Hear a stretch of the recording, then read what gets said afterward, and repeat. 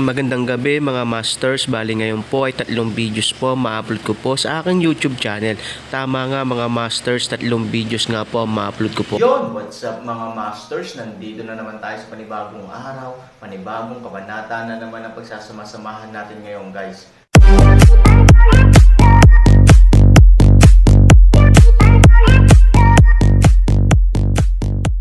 Bali mga masters, kung bago ka pa lang po sa aking YouTube channel, please click the subscribe button, lalong-lalo na po yung notification bell guys, para maging connected pa rin tayo sa isa't isa at maging updated kayo sa mga susunod ko pang video. Bali mga masters, bago natin umpisahan ng kwento ay mag-shoutout po muna tayo para sa mga solid nating tagapakinig. Sobra akong nagpapasalamat sa inyo mga Sec Masters at aking mga Emperor. Maraming salamat sa solid na pagsuporta nyo. Yun na nga mga masters, no? Bali hindi na ito patagalin. In 3, 2, 1, let's go! Mga masters, baka pwedeng hindi tayo mag-skip ng ads. Salamat mga masters. Ang bagong yugto ni Daryl sa Storytelling Channel sa YouTube mapapakinggan. Ang bagong kabanata, tanging sa portal lang maaaring dumaan patungo sa mundo na ito ng mga engkanto. At tanging mga engkanto lang din ang nakakapaglabas ng portal na iyon. Kaya sobrang napaka-imposible na may makatulong sa atin na makaalis sa lugar na ito. Shal at Z, gumising kayong dalawa sa katotohanan. Hindi na tayo makakaalis sa lugar na ito. Tanggapin na lang natin na dito na tayo mawawalan ng buhay sa mundo ng mga engkanto. Sabi ng isa sa mga kalalakihan. Nang marinig ito ng lahat ng mga kalalakihan, ang lahat ay nagsalita at sinabi ng sabay-sabay. Tama siya Z at Shal. Sasayangin lang natin ang pagbabuhis ng ating mga buhay kung tayo ay tatakas at magtatangka na lumaban sa mga kasundaluhan ng lahi ng mga engkanto. Lalo na sa kanilang prinsesa na si Prinsesa Blanca. Tayong lahat na nandito na nagmula sa mundo ng mga tao ay dating mga cultivator na nagtataglay ng mga spiritual na lakas. Ngunit ngayon tayo ay wala na mga spiritual na tinataglay. Tayo ay mga normal na tao na lamang. Ano pa ang magagawa natin sa lakas na tinataglay ng mga kasundaluhan ng lahi ng mga engkanto? Hindi natin sila kayang labanan. Yun ang katotohanan. Mamamatay lang tayong lahat kapag ginawa nating tumakas sa lugar na ito. At labanan ang lahi ng mga engkanto. Tayong lahat ay magsasaya lang ng buhay sa walang kasiguraduhan na tagumpay. Kaya kayong dalawa Z at Shal, huwag na kayong gumawa ng ikakapahamak ng inyong buhay dalawa. Sulitin na lang natin ang kaluwagan ngayon ng lahi ng mga engkanto na ibinigay sa atin ng kanilang prinsesa na si Prinsesa Blanca, kaysa gumawa ng mga gawain na ikakapahamak natin lahat. Totoo naman walang ibang makakatulong sa atin sa mundo na ito. Imposible talaga na may makarating dito sa mundo ng mga engkanto na galing sa ating mundo ng mga tao. Na kahit na ang malalakas at mahuhusay na mga sect master at emperor at empress na mayroon sa ating mundo, ay mahihirapan na makarating dito. Dahil wala talagang ibang lagusan na maaari nilang madaanan patungo dito sa mundo ng mga engkanto.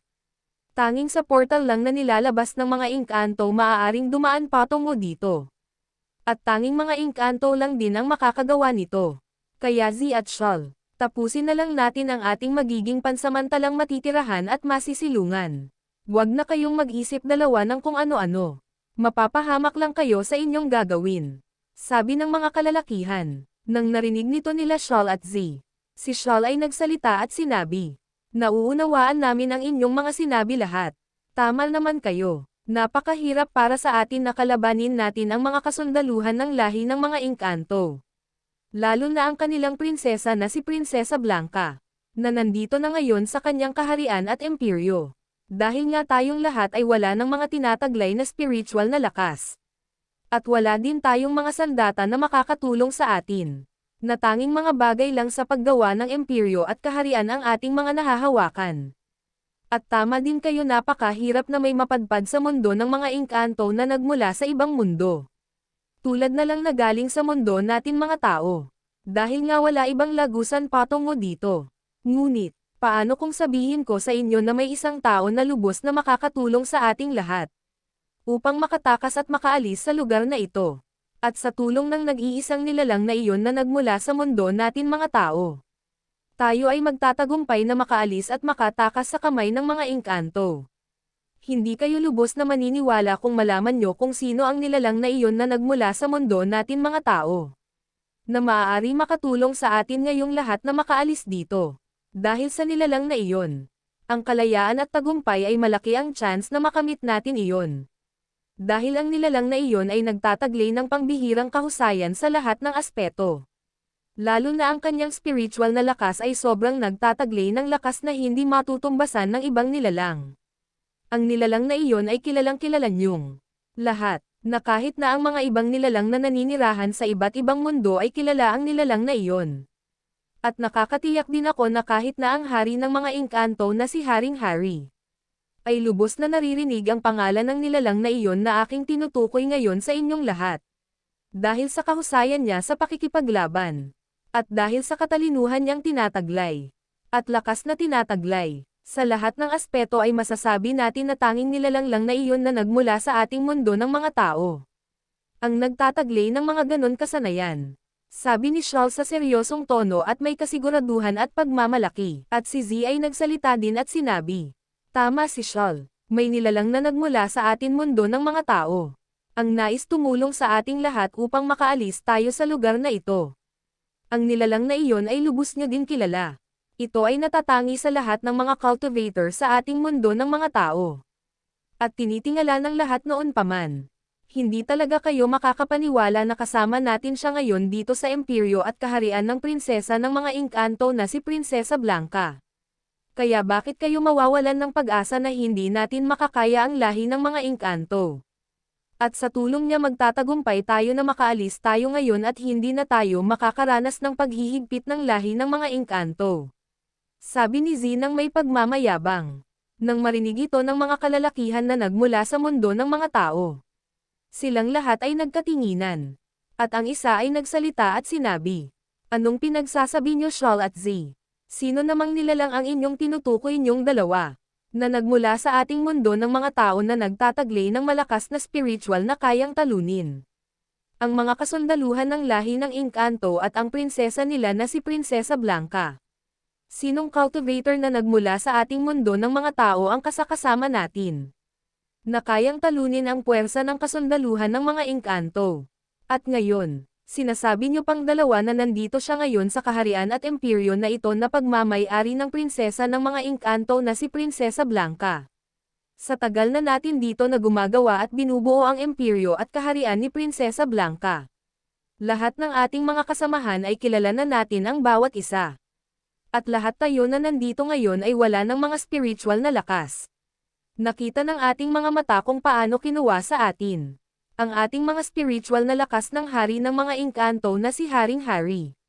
Paano nyo nasabi na may makakatulong sa atin na makaalis dito? Sabi ng isa sa mga kalalakihan. Nang marinig ito ng lahat ng mga kalalakihan. Lalo na sila Shawl at Z.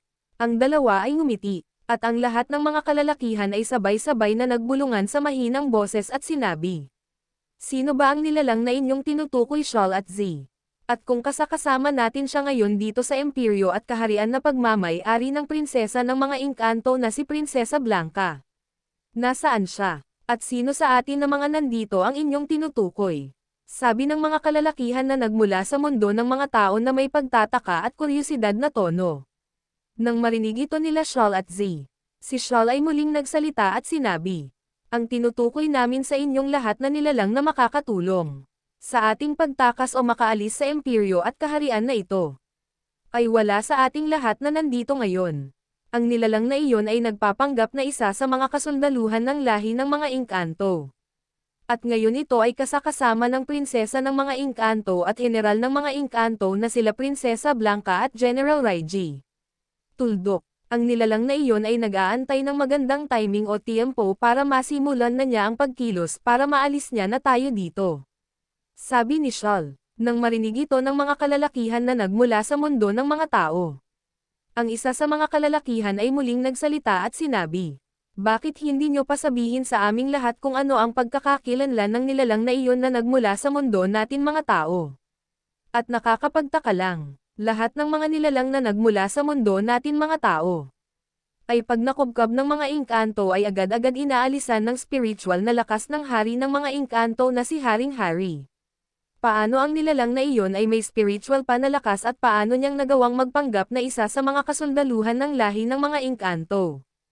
Ang mga Engkanto lalo na ang kanilang hari at general ay mga matatalino. Paano nagawa ng nilalang na iyon na malinlang ang lahi ng mga Engkanto? At gaano na ba siya katagal na nagpapanggap na isa sa mga kasundaluhan ng lahi ng mga Engkanto? Sino ba ang nilalang na iyon, Shal at Z? Maaari nyo nang sabihin sa amin kung sino talaga ang nilalang na iyon. Na masyadong tuso upang malinlang ang mga Engkanto. At magpanggap na isa sa mga kasundaluhan ng lahi ng Engkanto. Yun na nga mga masters, no? Bali panibagong kabanata na naman yung natapos natin ngayong gabi. Muli, maraming salamat po talaga sa walang sawang suporta po sa aking YouTube channel na talagang inaabangan nyo po ang bawat upload ko po. Bali mga masters, magkita-kita ulit po tayo bukas ng gabi at ngayon po ay magpapaalam po muna tayo. Bali mga masters, bye-bye!